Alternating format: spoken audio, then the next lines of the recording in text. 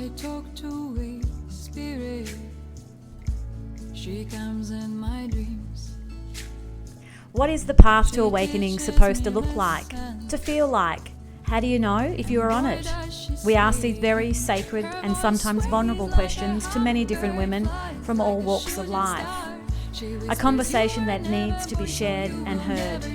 I'm Jo Hendy. I'm Amanda Parker. And welcome to the Girl Awakening podcast. Good morning, Amanda. Good morning. Good morning.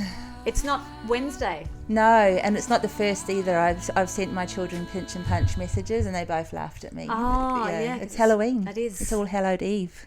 Interesting. Oh, yeah, I didn't even think about that. No veil. No veil.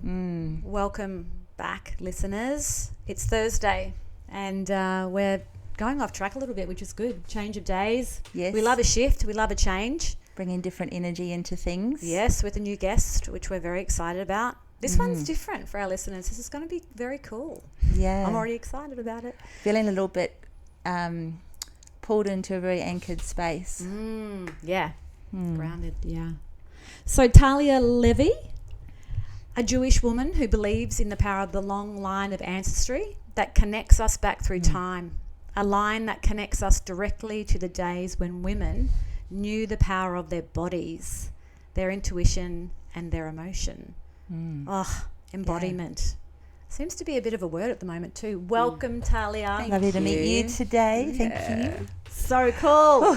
It's a bit warm in here, isn't it? It is warm. Yeah. It's probably only going to get warmer now, but welcome to the Girl Awakening podcast. We're really honoured to sit in the space with you today. I'm excited to just to hear Amanda and I are so lucky to get to sit with all these interesting women and just be really open-hearted, open-minded to hear each woman's journey, because it's so interesting. Everyone is so different.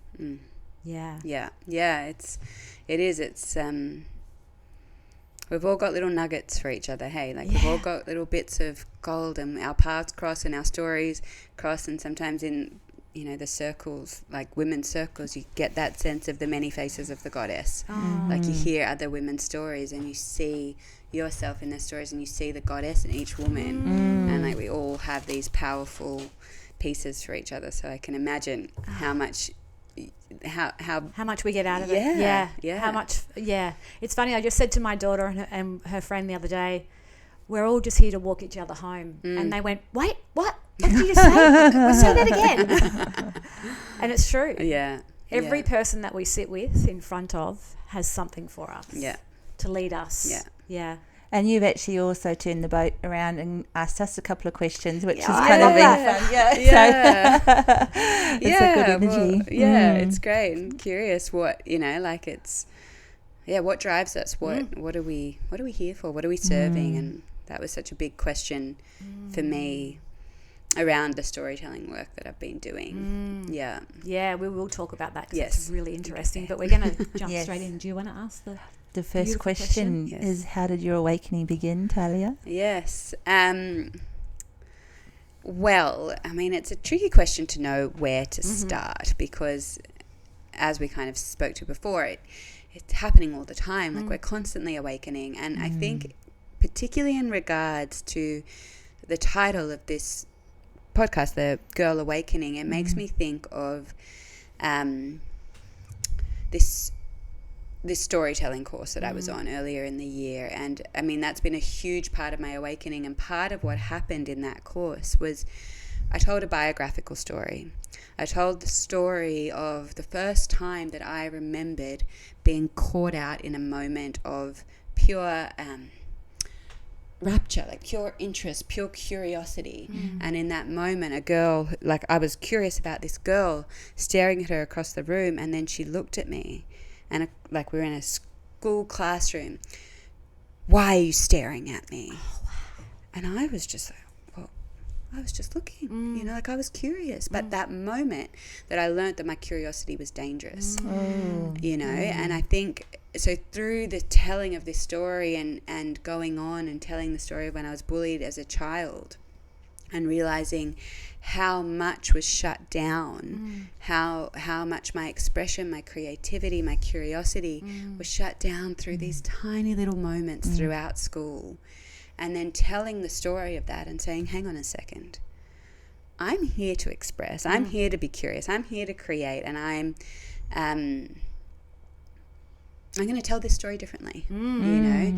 And I think that element of the awakening around the storytelling and around my voice and my expression and my desire to really show up in the world for what's coming through me, and to not let the little voices of being stifled and being caught out get in the way.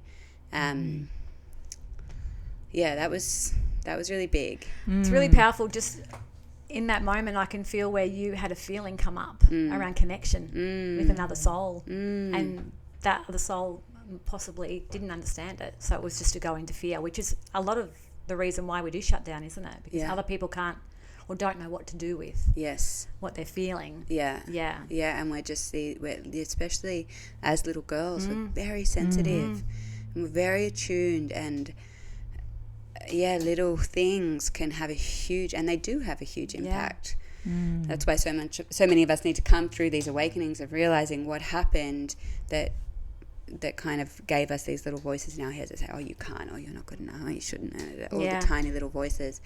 They were voices when we were children. And we call them voices of judgment. Yes. Yeah. It's interesting, isn't it? Yeah, so I mean that was one big part of the most recent awakening, was connected to my voice and to my my clarity that I have things to say and I want to say them, you know, and the storytelling is part of that. But storytelling is interesting because it's not necessarily about my voice, it's about the voice of the soul, you know, the world soul, and speaking directly to that. And so I had to clear my own channel first so I could get out of my own way, so that what wanted to come through me had a free path, vessel, you know. Otherwise it was like I would shut it down all the time because my own voice wasn't liberated. So I had to really understand the ins and outs of where it shut down to be able to clear it out and allow fresh I love to that. come through. You know, it's funny, right from when you first started, I was thinking, God, when you speak, it's like melody. Yeah, but it's also like you're I don't know what it is, like you're gathering. Weaving. Somebody beautiful. At the storytelling, I've got this big, like 45-minute storytelling offering that I've done, and the feedback I've had from that is like, it's like you're talking without speaking. Like there is something, and we all have a power in our voices, but there is like a resonance. Yeah, and sometimes echo. That's the other thing too. It's like an echo. Like it's, you know. So what I want to ask in that regard is, like, when you were talking before around the voice of the collective or the world voice, and your own differing between your own voice, how did that even occur to you that they were different? Yeah, I mean, I can hear it and I can feel it, and I think we all can, you know. We chit chat, and then someone says something and we like something comes through, and then somebody says, what did you just say? You say, I'm not sure. I just said, and that, you know, that's not me. That's me having enough space in my being to allow a voice to come through. And particularly like what you read out before, like for me it's an ancestral connection, and it's a very strong time in the world right now. And you know, we don't know a lot. Like if we think about the indigenous ways of knowing and being and perceiving the world, it was this vast interconnected experience of reality, and most of us in our modern day walk around with our blinkers on, and we have a very narrow view, and it's very much about us and our own little experience of the world, which is important and valid, and we have a lot of healing to do, and it's great, but there's a lot more available to us. And so it's Let's talk about that. Yes. Okay. Which bit? That bit, the bit where there's so much more to us, there's Yes. so much more available. Yeah. What do you feel in that space?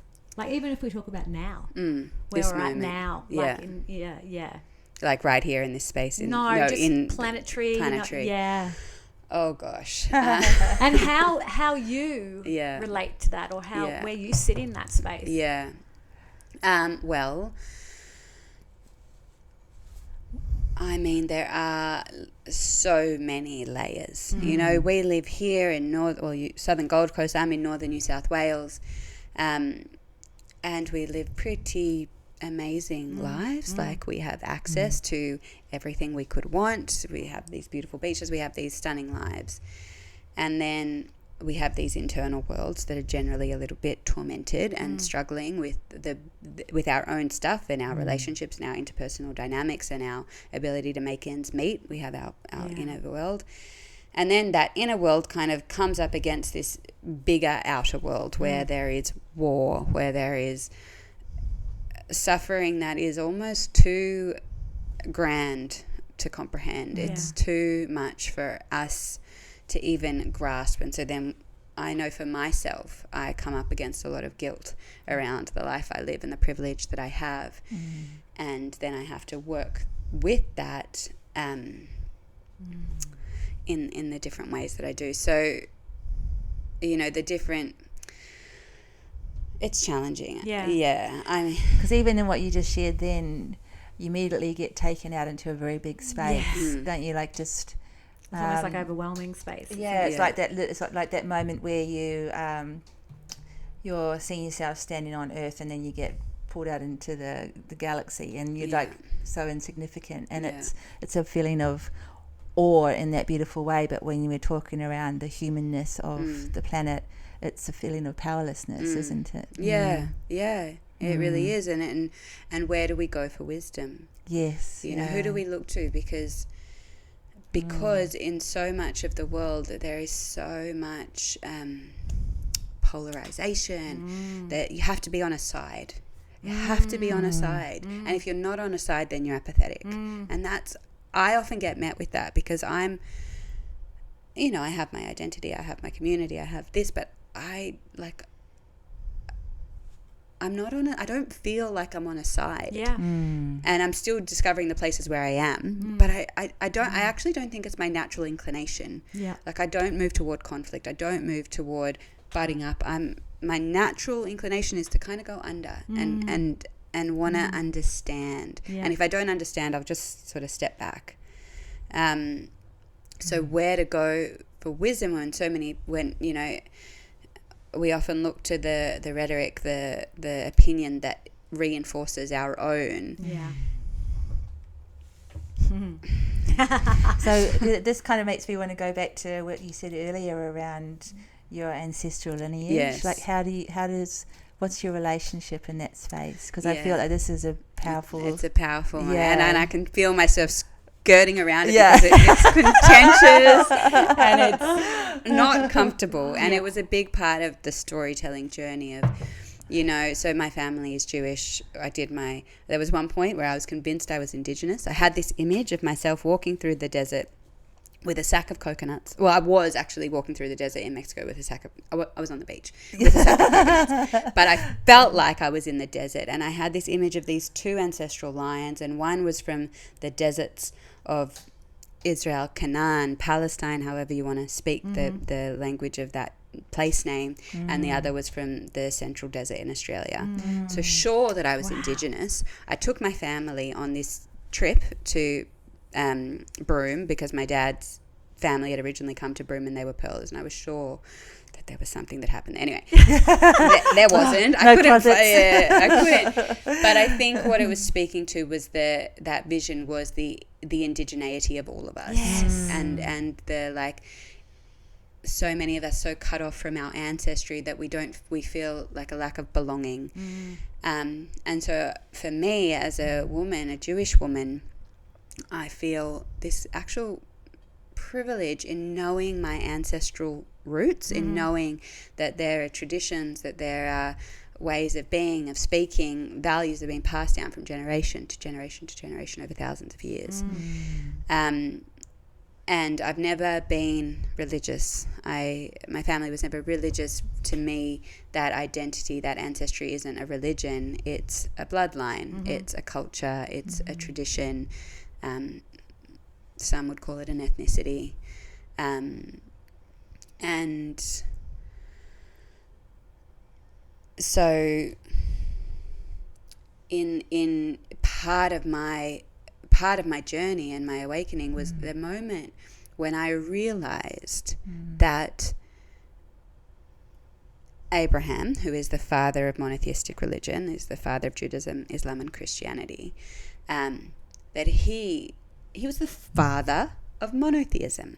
So what came before monotheism? Well, I'd only recently learnt that before monotheism and patriarchy, there was paganism, polytheism, matriarchy. And so when I made the connection that Abraham, my ancestry, my lineage, was responsible for the downfall of the matriarchal societies, you know, it's a shortcut. Like, it's not a truth, but in my mind, there was like, oh my gosh, my ancestry is responsible for this, and I don't enjoy that. I'm not a fan of the patriarchy. What about that society where women were at the center, where we were interconnected with the earth? And so I felt it as a very heavy weight. You feel that, don't you? Yes. Yeah, I can feel that. Yeah. And I also love the way you say we're women, we're the leaders in society. You just do this like automatic triangle.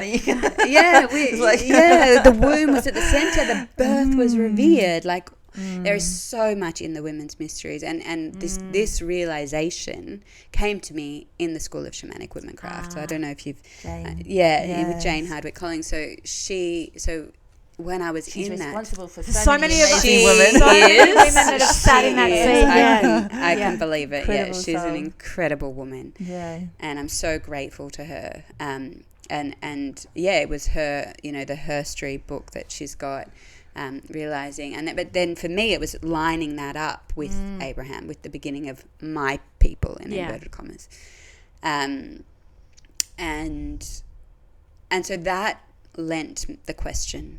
Well, if Abraham was the first monotheist, then his wife, his half-sister, Sarah, she wasn't a monotheist. If he was the first, then she wasn't a monotheist. She didn't believe in one God. So what did she believe? So what does the feminine line of my ancestry carry in terms of belief and ritual and practice? And that question was very difficult to answer. Yeah, what a beautiful question. Yeah, I was going to say, what a beautiful question to even ponder that for you yourself. Like, hang on a minute. Yeah, because in my childhood, the story, we all grow up with stories, and some of we just read books, but like in my school, I went to a Jewish school, and the stories were of the men. We heard about Abraham, about Isaac, about Jacob. Great. I knew who some of the women were, but we didn't hear their stories. And what I've come to appreciate is that, of course, we didn't, because the stories were written down when society changed. We don't need to go into all that, but they were written down, and at the time it was men who wrote. And so the men wrote down the stories, and the men can't and don't know what the lives of women are like. They're not supposed to, And so the women's stories kind of got left. The men's stories got frozen in time, and that's what was passed down over and over and over again. And I just got to this I've gone deep into my own femininity, into my own power as a woman, into my womb space, into my all of it, and your relationship with self, with body, with spirit, and how it moves through me, and that's a lot of what Jane's work is and has taught me, and I just couldn't stomach that this ancestral lineage, this ancient lineage that I'm part of, doesn't carry women's wisdom, and so I had to look deeper. And in that journey, what I discovered is that Actually, in the spiritual religious circles, there is great respect for women and the power of the feminine. And it is that thing where it's kind of kept behind a veil and under a wig, and it's definitely that, and that's contentious for sure. But it is paired with a deep reverence and respect for the feminine and for women. But I wasn't religious, so I didn't get that. And I wasn't alternative, so I didn't get the empowered woman thing. I just got the traditional stories. Yeah. Which often comes through, as you say, like, the school, the mainstream mediums that we're easily, we are growing up amongst, until you have that point of non-acceptance and choose to dig deeper and ask more questions, and you get your curiosity back. And the courage to follow it. The courage, and ask questions. Because I remember one of my early clients was a beautiful Jewish woman, and she was definitely a very strong woman, and her and her husband held equal, I'll say, leadership, but she was definitely the head of the family, if you want to say that, and held in great respect by everybody in the family. And I think that's something that I hear, like, it is a cultural kind of thing, in the Jewish families, that there is often a lot of respect for the woman, and it is a value. And I think it is in all of us. Like it was in all of us, but because there's this unbroken line, there's a lot that stayed, but it's just a bit more hidden. It's not what we claim to be about, or, I mean, there's so many factions. I can't speak for Jewish people. I can just speak from my own experience, but and discovery of lineage and discovery of connection to, I guess, as you say, the paganism and I think you said something before when before we started around, when people sit in a circle and look around at the different faces of the goddesses in the circle, that really just resonated beautifully. And it's interesting because in the Old Testament, we call it the Torah, there's quite a few references to two goddesses in particular. One is Asherah and one is Ashtarte. And the goddesses around the world, they all carry, like, there's the kind of evolutions of each other a lot of the time. Inanna, the oldest Sumerian goddess, became Hathor, became Asherah, Ashtarte, Aphrodite. Like they're often linked in their stories. And in the Old Testament, in the Bible, these goddesses are named, but they're condemned. And their worship, of course they are, and their worship is often blamed. Like the Israelites, as they were called, not the Jewish people. The Jewish is quite a new term, but the Israelites were punished because they were worshipping the goddess. This is what's written in the book. And to me, like, I didn't even know the goddess is named in the Torah. I didn't learn that as a child, but when I learned that, I thought, okay, one of the things that Jane always says is wherever there's an aspect of the feminine that is condemned, it's a clue to its power. Yes, that's and it's such a helpful little indicator and clue to what's going on, because of course they were condemned. They were powerful. And they threatened the power of others. They threatened the power of the dominant agenda of the time. And so there, reading this, understanding that, hang on a second, I've been taught that worshipping, I don't worship the gods, but even speaking to is what's that word? Idolatry is, not okay, sacrilegious. Yes. But there they are in my ancestry for hundreds and thousands of generations. My ancestors worshipped, honored, revered the goddess, the temples, the earth, the woman's body. It's in my ancestry not that long ago. The last exile from, the Babylonian exile that was just before the Christ period, or my history is not amazing, but that last exile, one of the prophets was saying, well, that's because you were worshipping the goddess. And And then I kind of go, guilt. hang on a second. Was it, or is it the other way around? You know, like, is the condemnation of the worship of the goddess responsible? Like, I don't know how directly karma is responsible for everything that goes on or not, but it's a funny thing because what you're also sharing is like this loop that we're in around you know, power struggles, whether it's around country and politics, or whether it's, you know, whether it's patriarchal society or a matriarchal society. It's like this loop of constantly trying to establish power and control. Whereas, and I think history reflects that when it's a matriarchal society, it usually runs for a longer length of time than the patriarchal societies, or the, you know, what happens in those matriarchal societies.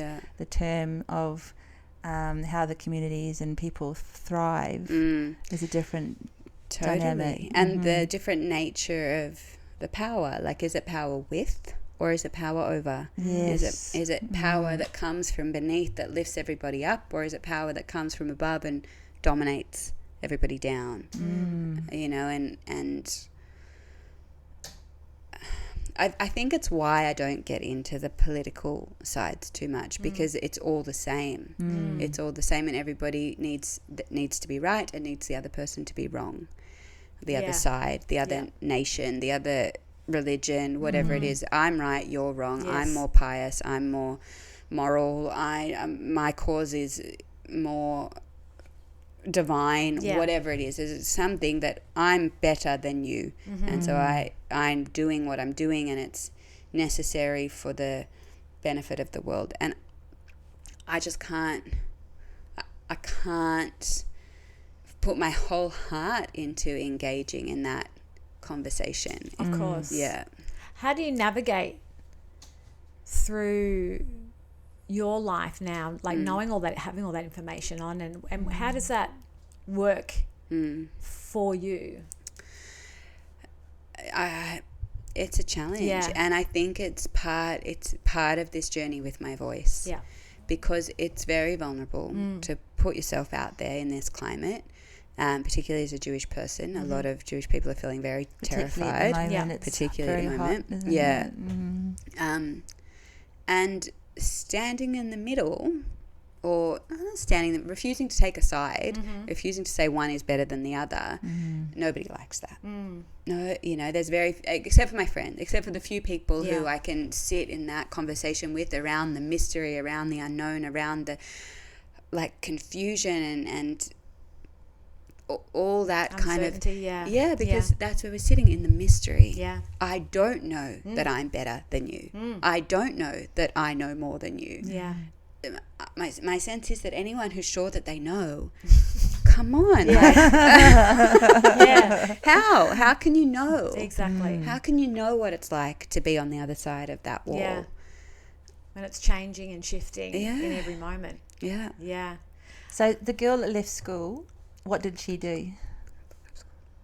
Going back to when you were young, like when you left high school and things, just to throw that, because that's going to lead to Which such girl? Exactly, which girl left school? The girl who left school. Okay. As in you. I went. So when I finished school, I was part of a youth movement throughout my schooling years. It was a Jewish Zionist. Zionism didn't used to be a dirty word, so it was a Jewish Zionist socialist youth movement that believed in Tikkun Olam, which is roughly translated as heal the world.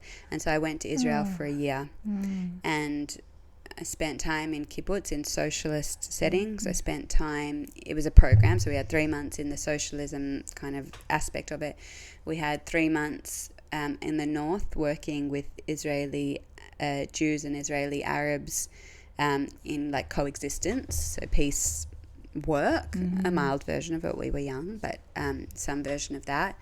And time learning about the history. Big space. It's a big space, and you know, the reality of it is that it was agendered. It was. And it was a peaceful left-wing movement that advocated for peace, but it was also a movement that advocated for the existence of Israel.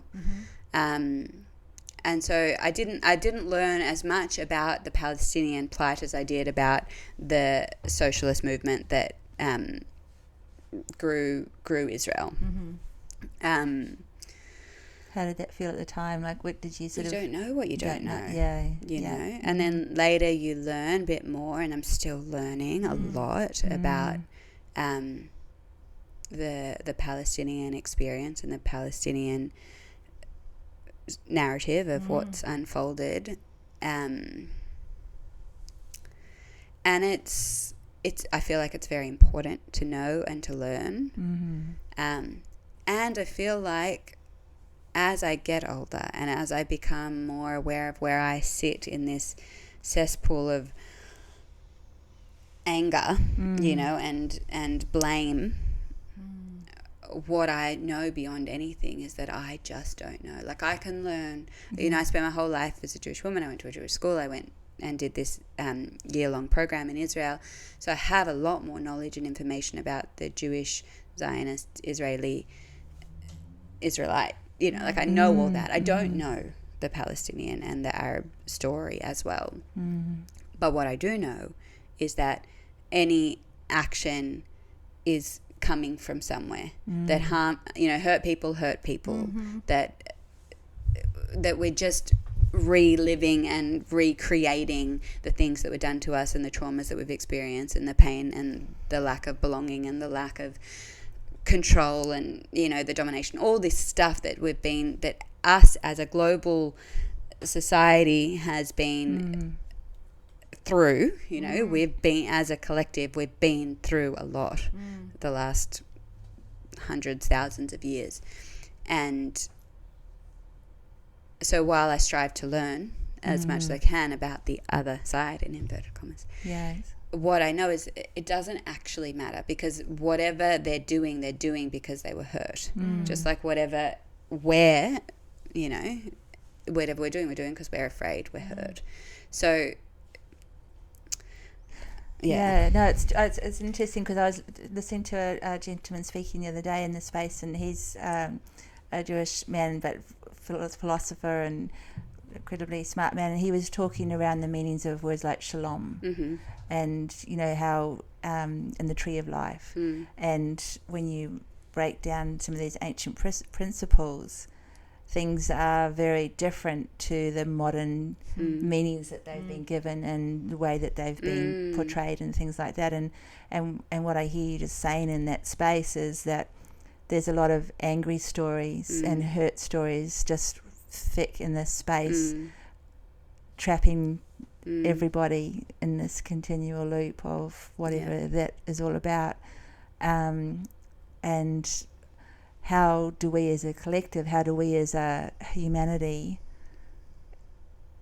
you know, dissolve that pain and anger and create space for everything to become new again? And you know, because there's so much history there that is just holding everybody in a very tormented space, isn't it? Absolutely. And I think it circles back around to that power over, you know, as opposed to power under. Like the healing comes in the power under. As long as there's one side trying to get power over the other, they're just going to keep stepping on each other's heads and keep searching for this top position of power. And I think that's why I'm telling, you know, these stories, the stories of the women, the stories of my ancestral line that was not written down. That's why I'm opening myself to hear those stories, because I believe that it's the power of the feminine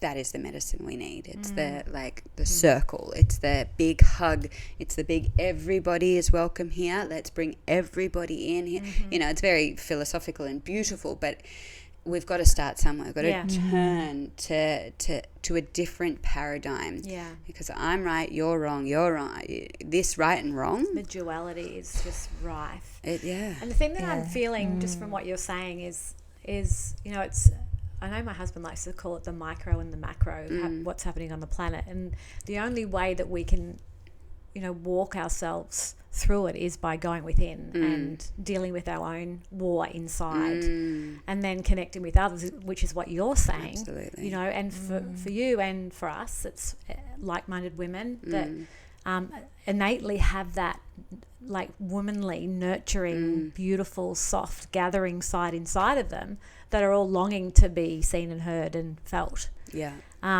That's the feeling that I'm getting. It's not about religion. It's not about any of those things. It's about seeing each other for who we are. And then if we do that on our own level, there is a way through. And I think with the planet the way it is, when we look at it as a whole, there's a lot of people that are having their eyes, opened up to the bullshit and the lies and the betrayal and even the lies in history, we're finally being opened up to. Yeah. So you have to question everything. Totally. Yeah. And curiosity again. Yeah. Yeah. You do. You just can't believe anything you're told. Yeah. Until you feel it within and it's your truth. Yes. Then it's the truth. Yeah. And it starts with us. Yeah. Exactly like you're saying. It's an inside job. Like if I was thinking, because I'm feeling, this work and that storytelling and this passion that's coming through, this voice that needs to be spoken. It's a voice for peace. And expansion. Oh, I love that word. Yeah. Inclusion. And so I think about, where is the conflict in my own life? Where is it internally? Where is it in relationship? And not little petty, like bigger. Where's the people who I'm like, I've othered them. Yeah. They're not my friends. Yes. And what do I need to do to learn the muscle of peace building and repairing relationships? Because we other, we dismiss, we separate. That's it's easy. It's easy. Yeah. And it's what we've been taught. It's our enculturation. And so finding, like, it starts inside, and then it starts in the closest relationships, and then it starts in the, it's the layers out. And I think one of the biggest, the contagion of conflict, and that there's conflict happening on the other side of the world, but now it's in my community. People are arguing, conflicting over what's happening on the other side of the world. Wow. And it's like, we're just growing conflict. Do you think sometimes, sorry to interrupt, but do you think sometimes that's just so they don't have to look at their own shit? I do think that anybody who's projecting their anger at an external cause is not looking at their own anger. Yeah. For sure. Yeah. 100%. I think anybody who's saying that that someone else is evil is disassociating from their own evil, from their own pain body. Like, every time we push down our own pain, our own little, we've all got those moments where we're not kind, where we're not nice, where we're a bad person. Like, we all have those parts of us. Nobody's perfect. Nobody's a saint. And so every time we just push that down, my kind of perception of it is that we're adding to this global phenomenon of evil, and we're putting our evil over there and saying, look, it's them, and it's not me. I'm a good person. I would never do something like that. But we're contributing to it by disowning those parts of ourselves. I understood. I never understood when people said it's about the collective. The collective consciousness. And I never understood what that meant. I thought it meant something else. And then when I talked more about it with friends that you can talk to things about, I was getting more about that clearing your own way through is actually clearing it out there as well. And the more people are doing that, the more we can change it out there. Like, it's not woo-woo and it's not magic. It's available. It's where we started of like, there's so much more available to us than what we think. We have so much more of an impact on the world than what we think, even if we're sitting at home meditating. And that's why they do it. That's why the monks in India do it. They sit in the cave and meditate because they're impacting the world. They're trying to bring balance. And our internal states and our how we navigate internally impacts the world around us. You can feel it when somebody walks into a room and they're carrying anger inside, or they're carrying peace inside. You can feel that. So of course it's impacting the world. And the dichotomy of that is this whole like AI thing that's starting to come out and distract us, like the distractions that are there to stop us from collectively clearing our own way through. Yeah. No, have this. Yeah. Do this. Have this phone. Look Yeah. at this. Do this. You have to do this. And it's just continually just trying to distract us. The energy fields. It's Yeah. like so interesting. It's like we really have to start being so discerning about you know what we're playing with. Yeah, and I don't. Yes, and I think the key to it is the internal tracking. You know, because if you can track what's going on inside you. I feel calm. I feel relaxed. Yeah, I can feel my body. Then probably whatever I'm doing in that state, I'm okay. But if I can track when I start to get stressed and my system starts to feel like this, and even I might look the same on the outside, but if I'm aware that that's going on, then that's an indication that what I'm doing, what I'm eating, what I'm playing with, whatever it is, isn't serving. Have you developed A tracking device. basically it. How do you have that relationship with yourself? Like, and what's your internal tracking technique? And this is the thing with women Yes. too. And I'm Yes. sure it's the same for men, but I just feel women really have this strongly in them. And want to as And well. want to, yeah. And I think we have our cycles. Like we have the ability to track, you know, to like I think it's different in a way. I mean, I've never been a man, but like you may have in one I lifetime. may have, it's true. Our baseline changes with our cycle for those of us who are bleeding. And so, you know, I know that before my cycle comes, like my fuse is shorter. Yeah. You know, like I know those things about myself. So tracking the cycle is a really helpful one to kind of be able to read the baseline, keeping you know, which means like keeping track of your mood, your you know, what you're eating, how you're feeling, what you're thinking, like keeping track for a few good years, and it changes over time, but keeping track has helped me discover that baseline. And then I think it's like a fine-tuning process, you know. It's so much like I've done a lot of work in one particular shamanic lineage of where we really talk about the silence and being in the silence and knowing, you know, like it's just a state of being where you're fully able to interact but what's pulling me out of the silence? When is my mind not thinking in a way that is flowing or like useful or, you know, I'm not thinking, I'm not trying to think, my mind's running. When's my mind running the show? I guess would be the question. And having like practices. I mean, a lot of people use meditation. I've done a lot of vision questing, so I've spent many days in the bush by myself, Epic. fasting with water, to really find that place in myself and build my. I think of that as like building the pathways. Like if you think about the neuroscience stuff, where we have these neurological pathways that are the paths we've always walked, the habits that we always do, the ways we always think. It's like we have those in our brain, and then to create new ones we have to walk them a lot of times. Like it's like that path through the forest. At first there's no path, then you walk it and it starts to become, and the more you walk that path, the more of a path there is. So I've found vision questing in one of the ways I've engaged with it is like walking that path of silence over and over again, learning my baseline, learning how my baseline is the same as the baseline of nature, and then knowing when I'm not in that, because I know what it's like when I am in that. Does intuition play a big part in that too?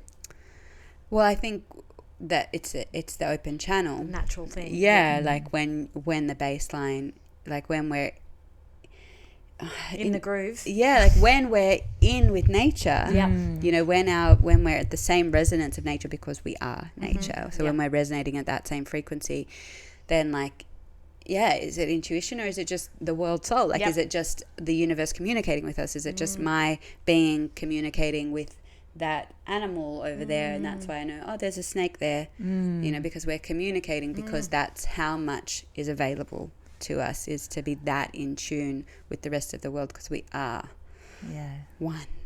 Yeah, It's the this is- beautifulness of that is just Yeah. gorgeous, and that, as you say, that telepathy that comes through being in that resonance.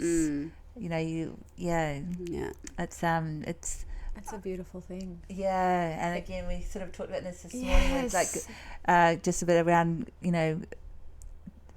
Gaia and her calling us, and we've been ignoring her for so long, but the voice is getting louder and louder, calling us back, and it's so healing in all the ways, isn't it? Absolutely. Yeah, and we do our best. Yeah. Like, we don't. Okay, I want to live in this world. I don't want to go and live in a cave in India and meditate on behalf of the world. I'm here to live. I'm here to interact. Yeah. I'm here to have these conversations. I'm here to share the stories. And so I can't be in that state of silence and deep resonance with the earth all the time. I mean, I probably could. Yeah. But I'm not there yet. Yeah. Well, we do live on. Yeah. You have We do purpose live with on other planet. things as well. Yeah. I just wanted to go to add to what you've just been talking about, which is so amazingly beautiful, is a lot of trust has to come into that as well. Hey, I've got a friend who's done some vision quests, and she loves all of that, the wild woman, all of those things. And we went away with her a couple of years ago, and we were up north walking through the bush, and I was really fearful of snakes, and she said, "But you love Mother Earth, Joey, and you're connected, and so why are you scared of snakes?" I said, "Because they could bite me. Why would they want to bite you?" And it really made me think, like how much I wasn't trusting in the resonance of me with Mother Earth, and the trusting in the two, and even the animals, what you're saying, when you really let go, and nothing's going to come out of the bush and bite you if you're not, it's all those what do you call them, connections and so forth with everything out there. Coherence, isn't it? Yeah, absolutely. It's and for me, it's the calm inside that makes that available. And we're so busy in our lives, and that's when we get caught off guard, is when we're like out, like for your example, like if you're out in nature and thinking, well, of course a snake can come unawares. Or the bugs or the mozzies. I mean, the bugs will get you no matter how thin you are. Oh, is that really true? I think so. It's whether how much you care about it It's is. wild, isn't it? I have a funny so thing many with stories about that. mosquitoes. So I have a funny thing with mosquitoes. Not so much out in the wild because they're, that's their space, but in my home, if I'm in a negative space, mosquitoes. Yes. If I'm in a good space and no mosquitoes. Yeah. It's like it's an attraction thing. It's Yeah. like Well, my wild. husband he does one-on-one work with people, and we've created this space outside, like right in front of the creek, and it's beautiful, but there's March flies. And he was saying to me that they come along, and he's got like little draping things that he puts over his clients and that, because he's concerned about it. But he said as soon as they pop through something, they all go away. Wow. And he's like, I've seen it with all of his clients. He said, I've seen it now. They just go away. Wow. It's like we're not focused on it at all. Yeah. And it's so but interesting. also the resonancy. I just feel like Yeah. there's a reason why they are buzzing. They're around like, and we'll not leave you buzzing alone around. now. Yeah. They're biting you to make you look at something. Yeah. I don't know. I got 2 little mosquito bites on my cheeks the other night in bed when I was asleep. Yeah. Maybe I was having bad dreams. Yeah. I don't know. It's such a beautiful thing. Like even these conversation, we're Yes. talking about nature. We're talking about the connection with Mother Earth, and there's so much in that. Like I'm getting it more and more with my move with the trees, and how you can sit out there and be with the trees instead of be with your phone. Yeah. And it's just the fulfillment Yeah. is lasting. Yeah. It's Yeah. it's hard to explain, but It nourishes deeply. it's very deep. Yeah. Yeah. And I'm learning that, and it's really beautiful. So everything you're saying, I'm just I can- Yeah. We're on the same page. Yeah, so much. so Absolutely. much. Yeah. So what is it that you do now with your work to bring that connection in and that, with other women? Besides the storytelling? Yes. Yes. Yeah, I mean, my work is in an evolutionary phase. So there's the storytelling. I work with nature philosophy. Yep. And we run these family camps and vision quests. So that's a big part of my work, is creating it's the Wild Village camp, and it's creating these village experiences where the whole family can come along and have that. The women have time with the women, the men have time with the men, the children go out on adventures with mentors who are excited about being out in the bush and discovering new things and walking up the hills and exploring the dams. So it's this kind of 360 opportunity to connect as a family for people, and I think that is it's very impactful. It's a week, but it's this thing of people come and they get immersed in this village culture, this which is so ancient to us, this where we once knew what it was to live for the good of the whole rather than the good of ourselves. Community. Yeah. That we were only part of, that was the baseline. That was how we existed. The individual wasn't as important as the whole. Yeah. And now we've swung deeply the other way. Like it's all about the individual. Yeah.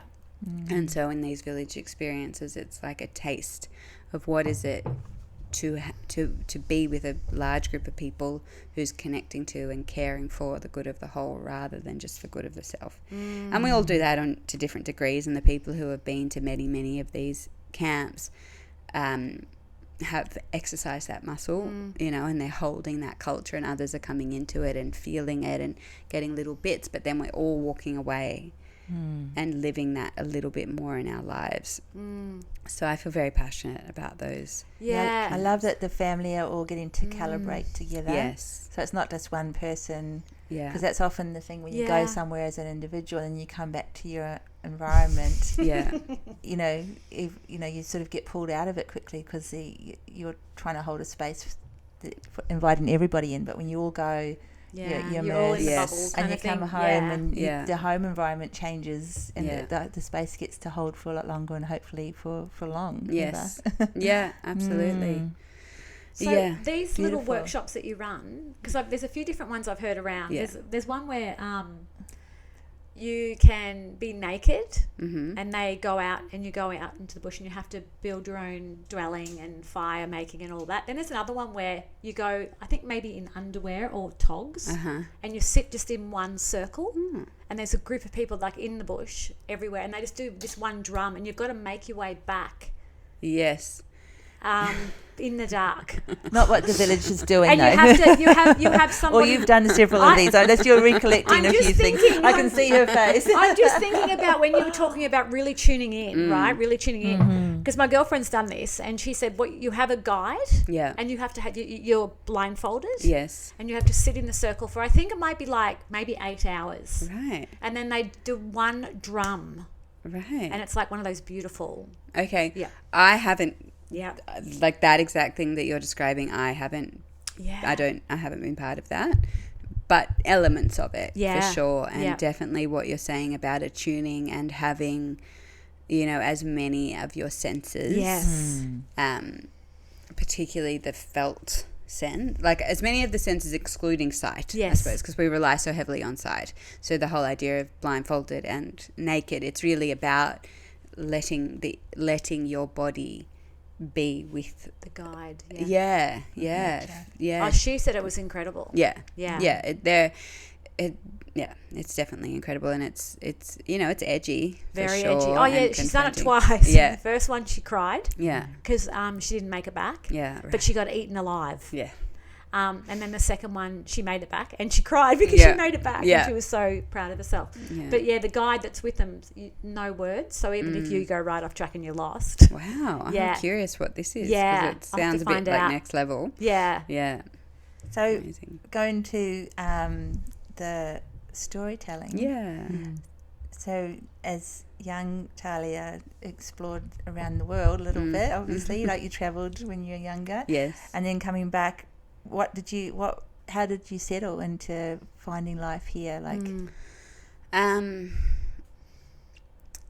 well, I mean, there was multiple stages of it. So I went and did that year away, and then I came back and I studied law. And I went to India at some point in that and realised that in India was where I first learned about the matriarchy. And I think that was where that first trip to India really planted the seed of, hang on, I actually need to get out of my community, because the Jewish community is very tight and connected. So I needed to go beyond that to discover this thing about the women. Like, what is it about the women? So I finished that degree and I went and travelled with this question of, what else is out there? How do other people live? I came into the sense of my body. Okay, this is a woman's body. It's different from a man's. Why is it different? What's that about? And asked all those questions, and was traveling for 2 years as a gypsy. Like, just thought I would be a gypsy for the rest of my life. And then at some point on that journey, I got this image of like an old woman. She was a midwife, and I could see her, and I typed into Google shamanic midwifery. I had no idea about Jane or anything, but I found the school of shamanic midwifery. I was in Mexico at the time. Oh, wow. And I typed shamanic midwifery because I thought I would go find some shamanic midwife in Brazil. But no, it turns out it sent me back to Australia. And so then I made my way back to Australia, and I did that work with Jane, and I worked with her for 4 years. I did the whole apprenticeship. And I moved up to this area. I was from Melbourne, and I moved up to this area and I studied permaculture, and I was finding my way of how to live this connection with the earth, how to live as a woman, like really trying to figure it all out.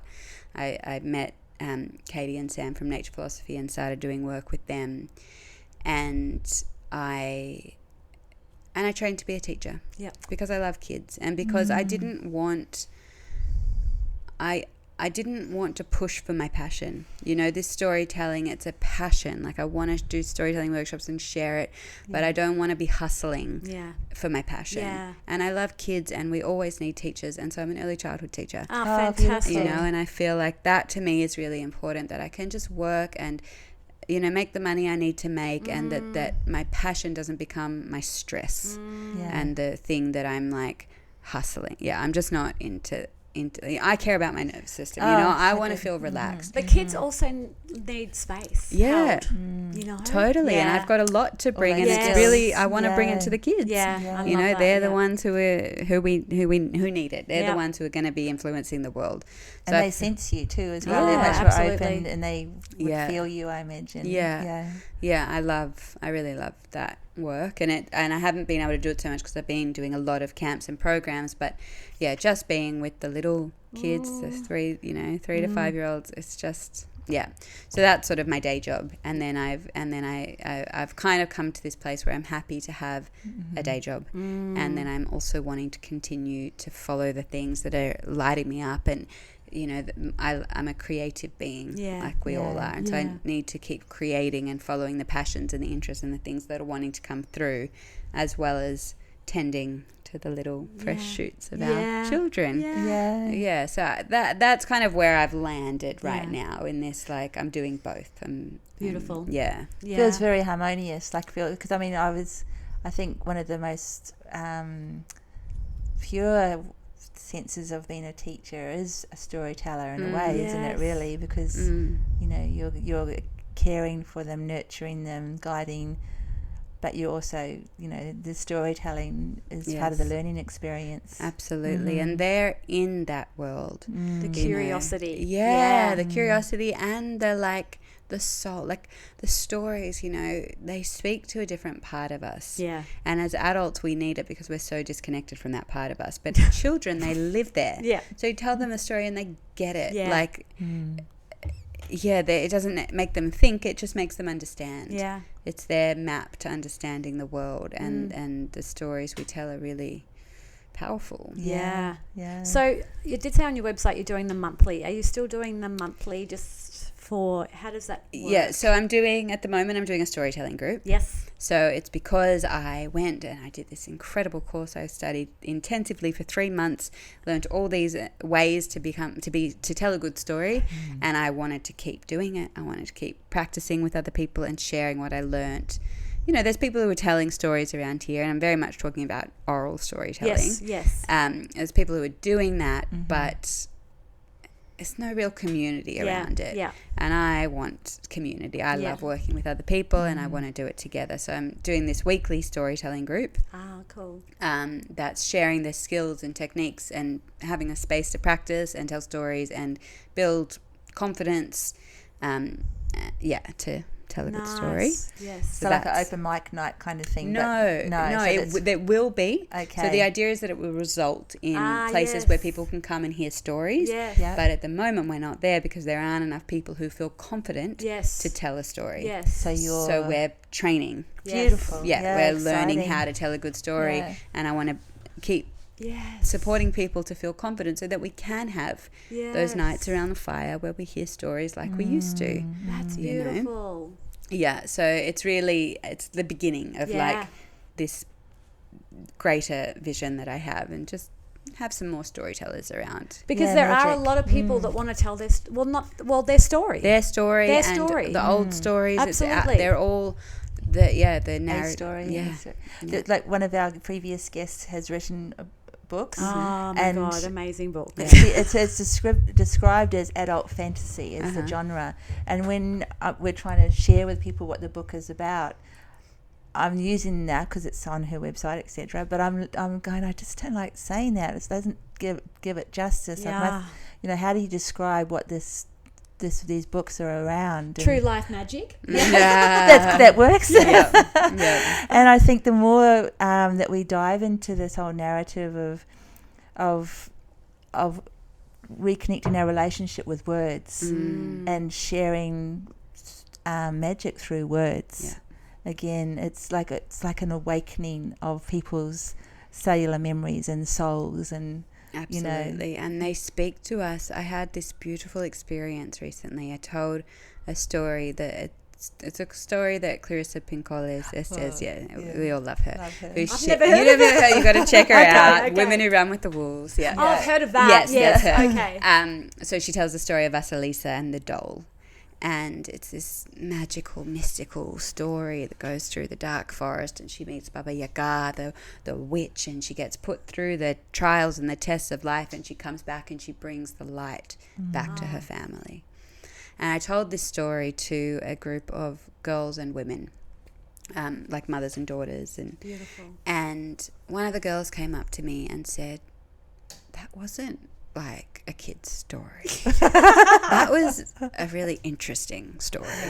And I was like, yeah. And one of the women came to me and she said, "I felt like a little girl again." That's beautiful. And those two, saying these opposite things to me about the same story, spoke to me of how the stories speak to the soul. And they speak to the parts of us that need to hear them. And they're so powerful in their ability to reach us in a place that our consciousness doesn't dwell on a regular day-to-day basis. But they reach us, and then we can interpret them through the lens of how they're helping us in our lives. I just feel like I love that. It's like the world of true fantasy. Our own true fantasy, whatever that is. Yes. How we interpret it. Yeah. Well, isn't it the imagination is where all things are created? Absolutely. Yeah. Absolutely. It's not the thinking mind, it's the imagination. Yeah.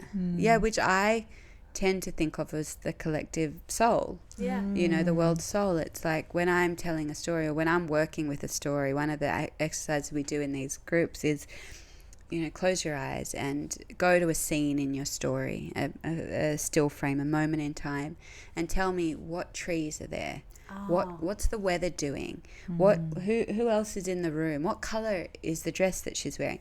these questions. And as you ask the storyteller these questions, and they've got their eyes closed and they're in the scene of the story, it's all there. Yeah. Where is it? Yes. You know, is it, what's the imagination? How is it that when I'm telling a story, you see the image that I'm speaking to? Is it just the words, or is it that I'm helping your soul through my words tap into a greater consciousness, a different layer of this world that we're most of the time not paying attention to. Yeah. Oh, I can feel my soul craving that world. You know, even when you talk about it, it's like, well, you just got me all tingly with Anethia. So I can feel, I'm hearing you. I'm hearing you big time. So beautiful. And I love because I love reading a book, and I find it difficult with audiobooks I have to resonate with the voice. Totally. 100%. To enjoy it, to be able to open to the book. And listening to you speaking, I feel like, you know, that's your jam. Like, you know, your voice has a resonance, as you were saying that back in the beginning. That just, you know, the walls drop and you start to imagine, you know, you start to connect with what it is that you're sharing. And I think that's a beautiful reactivation of the joy of having our minds be in a space that are not organized, calibrated, you know, anything that can happen if we are listening, because we're not listening very much anymore either, as, you know. So I love that you're when you're when you're sharing a story, is it coming from your, is it your channeling of a story, or are you reading a story? Do you write stories? I mean, the stories, whatever story, I'm not reading the stories and I'm not writing the stories. Sometimes when I'm telling a story, it's a story that I've read or that I've heard, and then I am working with it, you know, like being with it. I feel like the stories are spaces that we inhabit, and we need to really move in before we can bring other people, you know, home. It's that sort of thing. It's like you really need to know the space, and it's like absorbing it yourself before you can then go and absolutely. So the stories that I'm retelling, I have to develop a relationship with before I feel comfortable to share them. Most, you know, I can tell a quick little parable or something, but like to really do it justice, I have to spend time with it myself before I'll tell it. And then the stories that I'm creating, they're I mean, I suppose they're inspired by the women's mysteries, the old ways of Indigenous culture and goddess worshipping, earth honoring culture. And so they're, you know, they're the stories that when I close my eyes and I imagine like this, who was Sarah, when I ask who was she, and then I close my eyes and I get an image of her standing up on a hill as a priestess, you know, honoring the moon and the earth and her as a channel. And so, well, okay, if she was a priestess and she stood up on a hill and honored, you know, then so it's this sort of like unfolding conversation with soul. It's hard to define it. Sometimes it's research, you know. In this story, she does divination, like dream divination, and she does it with water. And I was like, well, how she weaves baskets and she divines dreams, how does she do that? So I looked up, well, how did they make a basket watertight in Samaria all those thousands of years ago? And well, they used tar, the same thing we use for the roads. They used like bituminous rock, and they would melt it into a paste. So I did the research to understand, how is this vision in my mind actually possible? You know, so it's a combination of like the dream space, the imaginal collective consciousness realm, and then hard research of like an element of remembering. I feel too. absolutely. Yeah, it's good. I love that when you, as you say, you dream it or envision it, and then you do the research, and there it is in the facts of the history, if you want to say that. That's a big one, but it's there in written word, and it just, it's like, oh, you know, it's like a connection with a spark, isn't it, of some kind? Listening, it's a deep listening and responding. Okay. Beautiful. Before we close this chapter, Yes. Okay. Yeah. Yeah. I wonder, something just popped in for me too. Have you ever heard of the Athena series? No. That just came in strongly. Well, I haven't actually read them, but Okay. my husband's read them, and it's about a mythical woman that, and just everything you just shared just then. Yes. It resonated with what he shared with me around these series of books. I can't remember who wrote them, but Yeah. Mists of Avalon is another one. yes, Yeah, that's a huge inspiration. And this story that I tell is, I mean, and I'm writing a book as well. And I can, as I'm writing, I'm like, seeing the inspirations, the different threads, that Mists of Avalon, the Red Tent. Oh, I've heard about the Red Tent. Yeah, there's some Beautiful. books that even the Clan of the Cave Bear, like these books that have had such a huge influence on my worldview. Yeah. They're powerful stories. Are powerful. Yeah. Yeah. And I love when you mentioned before about Clarissa. I mean, that woman who ran with books. The woman who ran with wolves. She ran with books. That when that came out into the world, it was like boom. Yeah. And then it just went underground for a while, and it's like come up again in a way that just speaks of the revival of everything that you're talking around today with.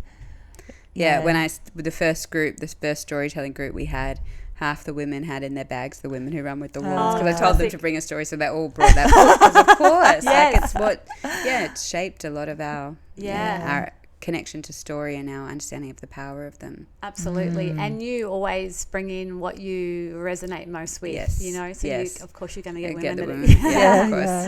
Yeah. It's so beautiful. And I know a lot of our listeners are just going to love this podcast, because it's something completely different that we've definitely. It's so beautiful. We're kind of speaking into a magical mystery space. That's real. Beautiful. Yes, it's available. Yeah. I just want to ask before we wind up, what does Talia do to, with your day job and your passion and what you're building with your community, what does Talia do to nourish myself? Yeah. I drink tea. I play with my nephew. I make sure I make time for the relationships and the friends that nourish me. And I take a lot of time. I move slowly. I think that's the most nourishing thing for me personally, and the way that my constitution is, like spaciousness. This morning I had to rush out the door, and it's stressful. Keeping spaciousness is really nourishing for me, and I feel like I can do anything if I can do it slowly and calmly. So beautiful. Yeah, and it can be that simple. I could take a page out of that book. Yeah. It's not simple, it's very mindful and intentional, conscious intent, isn't it, to choose that pace in this world. Yes, it's definitely going against a grain. Yeah. And it's everything that we've just talked about. Yeah. For our listeners, we are going to put all the info for Talia at the bottom of this podcast. If you're interested in jumping on her seed stories. Yeah, so there'll be more storytelling workshops for people who are interested. I'll also be there'll be an online group because there are lots of people who are wanting it who aren't around. And if you want to hear the story I've been speaking a little bit about around Sarah and, what was her story, I'm going to be sharing that story in December. Perfect. So as in live? Live. Yay. Yeah, live. As in a community hall or? At a beautiful space of a friend of mine in Mullumbimby. Nice. Yeah, on the 19th of December. I haven't quite put it out there yet, but I love that. It's out there now. Yeah, there we go. So we'll put all the links down below for that too. Yeah, beautiful. And I feel like you've kind of have a beautiful relationship with Sarah. Yes. And that she's coming through you in a way that's very special. Yeah, I definitely... Yeah, I'm telling her story. She's asked me to, and that's the story. That's part of the story is how I went and I found her and she told me the story because that's how it feels. And she wants it to be heard. Yeah. That's beautiful. Yeah. Thank you so much. Thank you. Spirit, she comes in my dreams. Thank you for listening to our Girl Awakening podcast. We are also on YouTube as Girl Awakening. We'd love to see you there with comments on how our guests resonated with you or your own awakening. Please share the love with a like and subscribe while you're there. A blissful thank you to Ksenia Luki, the amazing artist behind our theme song. We will see you next week. Bye. Bye.